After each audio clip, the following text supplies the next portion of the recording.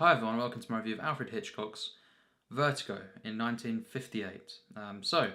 Another Hitchcock review, where we're back with Hitchcock, and yes, Vertigo, which is also, I actually watched it on the set behind me. I've got two copies of this now.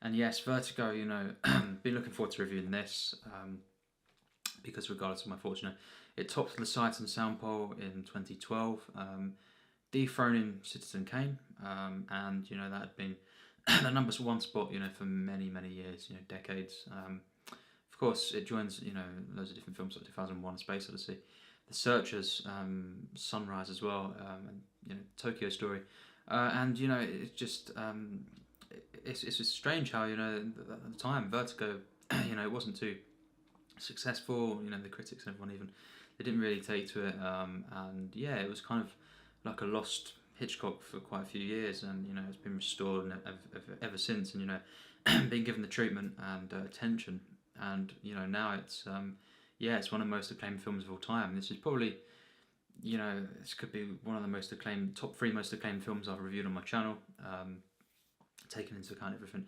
And yes, it's usually ranked in the top 5 Hitchcocks by most people, not everyone, but yes, it's a very popular film. It's in the top 100 on IMDb, all this sort of stuff. I absolutely love Alfred Hitchcock. I think he's one of the top 5 directors of all time. And yes, Vertigo. What do I think of this? Is it as good? Does it deserve a number 1 spot on the Sight and Sound, or even top 10? Yes, I can understand that, because I agree that it's one of the finest films of all time. And those who say it's the best Hitchcock, I certainly understand that. It could be his finest outing, and that's saying a lot. I think this is probably him at his most emotional, and probably his darkest film. It has got a lot of moments of uplifting nature, and also it's still got the comedy, mainly from Jimmy Stewart, of course, and it just it's probably him at his most visionary, and artistic in terms of what he's trying to in terms of his vision. It's a very unique film as well, abstract, surreal, but I think in terms of personal to what he wanted to say, and actually in terms of a passionate piece, one that he is on the most emotional level with it, with his art. I think this is probably the one that you could say is that, and I'm not going to say if it's my favourite Hitchcock, wait till the ranking, but this film, I first watched it actually 2016. I had acquired a couple of the Blu-rays, and I'd seen Psycho, The Birds, and pretty much North by Northwest before that as well, many years before that, and I watched the end of 2016. I watched quite a few within a space of a couple of days actually. I think I watched Rear Window, North by Northwest, and Vertigo, all kind of pretty much in 4 days, and this one just blew me away. They all three of them did. This one, it was something so unique. I'd never seen anything like this before, and I was just stunned. Very mysterious film, of course, as Hitchcock standards. But what a role that he was on. 58 this was made, and the next year it would be North by Northwest. The year after that would be Psycho. Now that is something. That is a hat trick of. Well, I won't say what I think of the other two, but wow, that is something. That's probably one of the best, streaks of free that a director's ever done. And really for me, Hitchcock dominated the 50s. That's just my opinion. And this film is so stunning. It's very hard to describe what the plot is, and what it really is about. It takes a very different turn, in halfway through the film, maybe a little bit over the halfway mark, and it becomes something very different to what it begins. And it's basically Jimmy Stewart, who's my second favourite actor, and this is his second best performance, I feel, just behind It's a Wonderful Life. And yeah, it's just a stunner. He plays Scotty Ferguson, retired, detective, and he leaves the force because of his acrophobia and vertigo, which basically comes about from, you see the opening scene, the chase, which is thrilling. What an opening to a film, along the rooftops. Just instantly sets the tone and also sets in motion, the rest of the film. The way that he's got these fears, these kind of this vertigo and everything, and it's just a stunning sequence. And the dolly zoom. This is pretty much the first film that used it, and wow, it's stunning the way he does this, Hitchcock.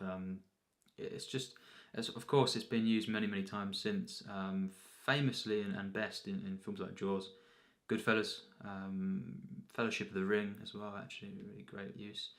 Many films, Raging Bull. But this one, it's the first one, and it's just so perfect way to kind of, portray the emotions and the distortion of Jimmy Stewart's, mind. And then this film deals with many complex themes in such a way. But yeah, the basic plot is Scotty Ferguson is, he's retired. His friend Gavin basically gives him an assignment, off the record obviously, and to trade his wife, Gavin's wife. He tells Scotty that he believes she's acting strangely. She's going about and she's forgetting things, and she's driving different places and saying something different to him.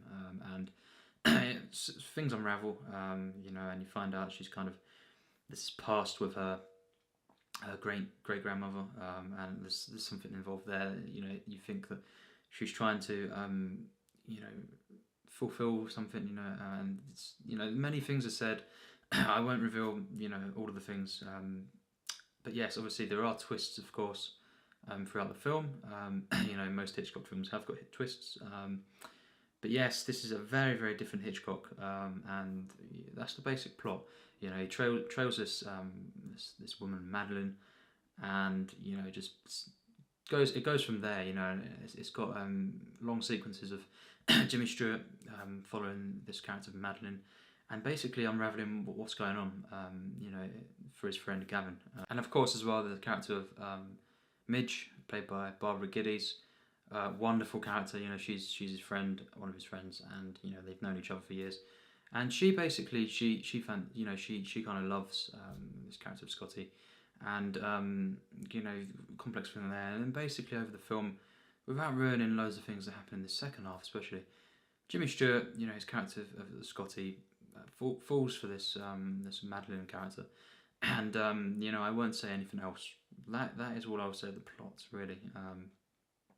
But yes, it's a mystery. It's a psychological thriller. It's a very surreal, abstract kind of film. It's it's very hard to categorize and kind of describe. But yes, this film is just wonderful. What it makes me feel, and the way it just once again, all the best films do this, put you in this kind of dream state. Very dreamlike film. Of course, the cinematography, the editing, the way that it just it shows time passing as well. When Jimmy Stewart is just following and looking, it's just looking at this character, and just his expressions, and many stretches of the film are just are him following this character, and they are so involving. They put you in this trance, just draw you in, and put a spell on you, and then just the way that the narrative is so strong, unbelievably so, and the way it just gradually unfolds. The flow is immaculate, it really is, and just the editing, the cinematography, the colours, wow. The music by, of course, Bernard Herrmann. For me, this is his most emotional score. It's probably his best, I feel. Better than Taxi Driver or most of his other films. My favourite might still be North by Northwest, but it's very close. Definitely, I think this is his best theme, his best score. It's just full of emotion, a beautiful piece, and the way it just is used in the film is immaculate. It's wonderful, just so emotional, and just gives the film even more of a feel, fantastical feel, romantic feel, and yeah, everything in this film is perfect. There's no doubt about that. but it goes beyond that. It's something very hard to describe, and you really have to see it. If you've not seen it, you have to see this film. And it's one of the Hitchcocks, of course, that is most talked about and studied and everything. I'm not going to say exactly what everything means, of course, in this review. I'll maybe do an analysis. Yeah, I will be doing an analysis video at some point. But yes, just from the opening, until the very shocking ending. This is just one of the finest films ever made. The way that it just gradually builds. The beginnings. You've got some great scenes. Scenes that I love with this character of Midge and Scotty. Just very, very warm. I know it straight away. Classic Hitchcock stuff. Don't let this put you off. The fact that it's people call it this art film that's been voted by the Sight and Sound poll as the greatest. Because some people get put off by that. It's still thoroughly warm and funny at times as well. Relatable. It's not pretentious or anything like that at all. And it's such a human film. And of course, Jimmy Stewart. He always brings likability to his role. Even in this though, he does things that are very, very dark and not nice at times, selfish. But just for most of the film, he's still a likable person in it, and he portrays, and the humanity that he brings to the character, and the charm is all there. Kim Novak, of course, she plays Madeline, and Hitchcock. This means so many different things, and it brings out a lot of Hitchcock really in the film. And Kim Novak in this film is wonderful, perfect, and she kind of, without ruining too much, she kind of plays a lot of the different emotions throughout the film, and it's such a hard role, and just perfect. I really loved her in this film. She was wonderful. Stunning performance, perfect. Jimmy Stewart is off the charts once again. He really is. This is for me his second best. His second best performance. And I think that the top spot is always going to be that, but It's a Wonderful Life. But this is second. I think it's better than Rear Window. The performance better than Rope. Loads of other films like Liberty Valance. It's just so good in this film. Many different emotions, and it pulls it off with ease. Very, very complex and dark role at times, but he perfects it. And as I say, this film is very, very complex, and it starts off quite normal. You could say, but it slowly becomes more and more of a mystery, and things aren't quite as they seem, very much so. And halfway through it does take a turn, and it descends, into many different things, wonderfully. The dreamlike effect, it lulls you in to this state, and then it really just hits you. Thoroughly emotional film, but even the beginning parts, they're quite emotional. But this film really just gets better and better, to a point where really he reaches some height with this film. Hitchcock, one of the finest films for sure. I love all the characters in this film, even the character of Gavin. Quite a small role. It's quite a small character, but I love the narrative. I love the transformation of the characters. But most of all, I love the feel of it, the dreamlike effect, and the way that it moves me. It deals with many different themes: obsession, jealousy, and kind of as well looking into the past. This is really nostalgic, this film. The way that the characters look into the past, you do with them, and in that sense, it is very nostalgic. It deals with a lot of how things can affect you. The past can affect you, and just very, very melancholic feeling in this film. It just the way what it says about humanity, and the way it reflections on life, and the way that this romance, the main romance between Kim Novak and Jimmy Stewart, the way it elevates is something else. I really, really was moved by this romance. Thoroughly human, very complex, and but just always compelling, and it really goes some very, very dark places, and it's just a really amazing story, the way that unfolds. very unique, but it always deals with humanity, and this theme of obsession. The way it's kind of dealt with throughout the film. It's on the level of Raging Bull, films like that. Taxi Driver, it's just wonderful. I think this is easily one of the finest films ever made, and the way it does this is in such an emotional way. That Jimmy Stewart in this film, it's just one of the best performances of all time, and the script again is wonderful, and all the characters, the performances are so in tune with the script, and Hitchcock directs the film to perfection. He's in such control, of these of these themes that he's exploring, of all the elements, and the film visually is one of the best. It's probably in my top 20 on my list of top 20 cinematography in films, and it just the way it's been edited as well.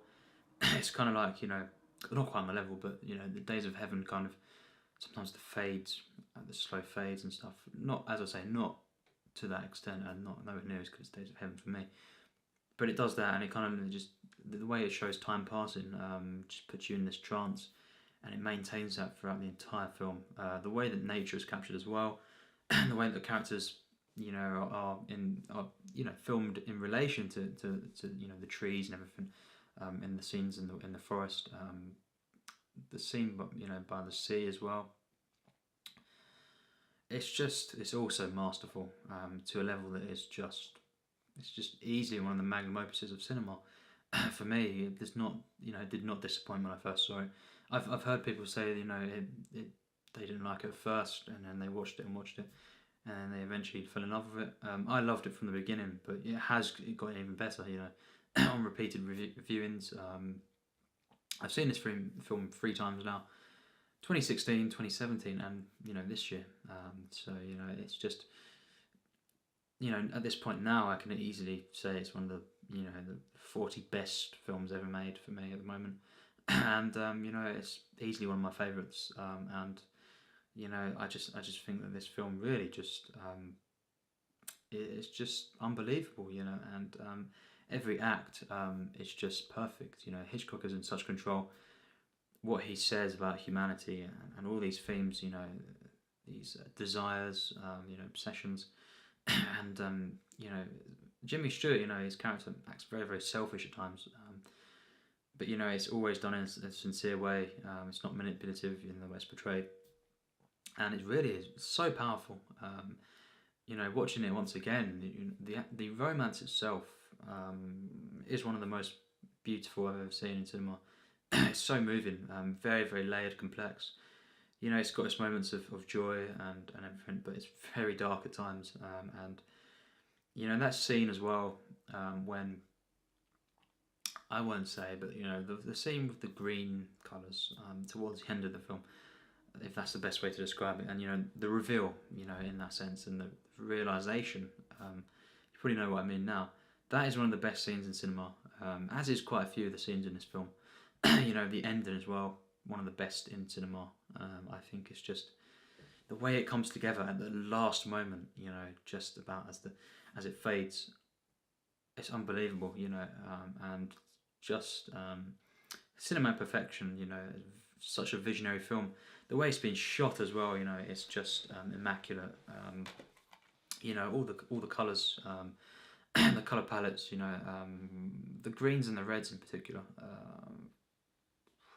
I can't quite get into what they mean. That would be for an analysis video as well. But just the colour tone throughout this film, and what it says in relation to the characters, what they're wearing, the way Hitchcock does this, but it never feels like a pretentious, showy film, at all. It's always with the best intentions, thoroughly human and sincere. But the way this film has been shot is wonderful, and the use of focus, the focal lengths as well, the camera, the kind of depth of field and everything is just it's so good, and every single frame is just perfection. It just as well, it adds to the dreamlike effect, the way he uses the focus throughout the film. and you know, it really just says so much about you know, obsession and everything, and about, you know, Hitchcock as well. But I won't get into that. You know, that maybe for another video. But it's very, very interesting to see, you know, such a personal film, and thoroughly human, thoroughly sincere, thrilling from start to finish. You know, this film just is so entertaining, you know, and at the same time thoroughly moving. I think there's no doubt it's one of the best films of all time, and one of the best, if not the best, Hitchcock films. And of course, this film gets my highest rating, and you know, it's easily one of my absolute favourite films. You know, this is another one, of course, that gets you know, onto my favourite films list. Of course, that's why I reviewed it today. I already knew that, and you know, now more than ever, I can see why this is. You know, I wouldn't quite put it as a number one best film of all time. No Hitchcock film quite does that, but you know, I can understand basically, you know, how this is so highly acclaimed, and you know, it's, you know, in terms of the top 10, you know, on the site example, only one other film probably beats this in terms of quality, and I won't say what that is, but you know, this is really just as deserving, and it is a masterpiece, a magnum opus of cinema, and it gets my highest rating of 100% plus, tier S. I think that this is just a monumental film, a film that has grown over time, of course, in estimations, and now is regarded, you know, as one of the absolute finest. I completely agree with that. But it's such a personal film, thoroughly compelling. You know, the characters are wonderful. It's just a beautiful film.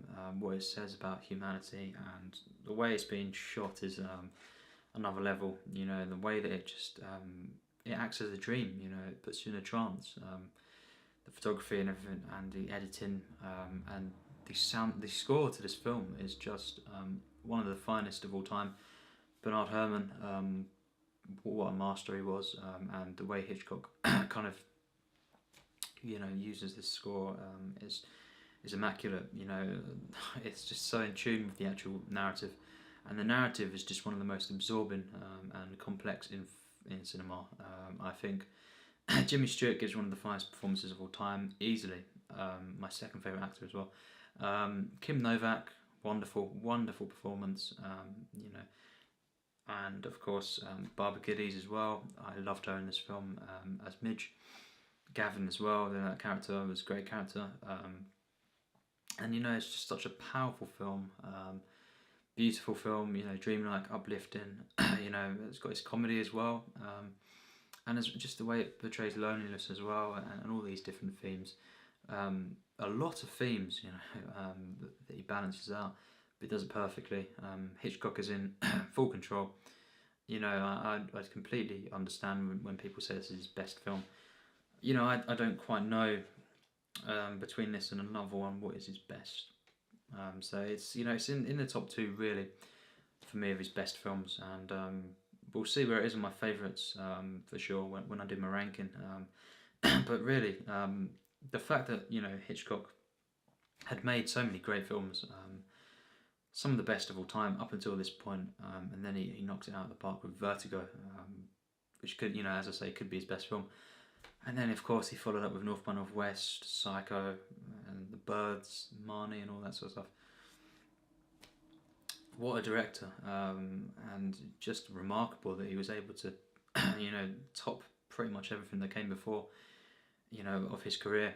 And he was already, you know, at such a level, you know, in the 50s as well. First half, and he made some great ones after that. And then this comes out, and it just, it's quite unbelievable, you know, that he's able to do this. And then, yeah, we'll get to the other ones as well that came after this. But this film, a haunting, beautiful piece of art, you know, and it's just thoroughly, you know, powerful. You know, this is just wonderful. The way he balances his themes, what he says is striking, and you know, it just does it with sincerity, and it's just movie magic, really. It's stunning. One of the finest of all time, and one of my absolute favourites. So thanks for watching my review of Vertigo, and yes, I look forward to doing some more Hitchcock reviews, and I'll be doing some analysis videos at some point, down the line. Not anytime soon, but of this film and other films, of course, as well. But this will be very, very interesting. Of course, that'll be spoilers. That's why I tried not to. I didn't, get into too much of this. I don't want to spoil it because, of course, there's still, of course, people haven't seen it, and it is a film that you really. Yes, it doesn't really matter if you know everything, but the first time round you shouldn't know anything, and then on repeated viewings it turns into something else, and a different experience, and the kind of way you see this on loop, this kind of narrative and the inevitable, the chain of events, it becomes more and more, of a tragedy and a haunting film, but also as well more of a magical and pure film, and the romance gets better and better. It's just what it says, and how it speaks to me is just, once again, thank you for Hitchcock. He really just was a master. I can understand people call him the master of cinema. It's not just the master of suspense, of course, and this is one of the films that proves that. So yeah, thanks for watching my review of Alfred Hitchcock's masterpiece, one of the best films of all time, Vertigo.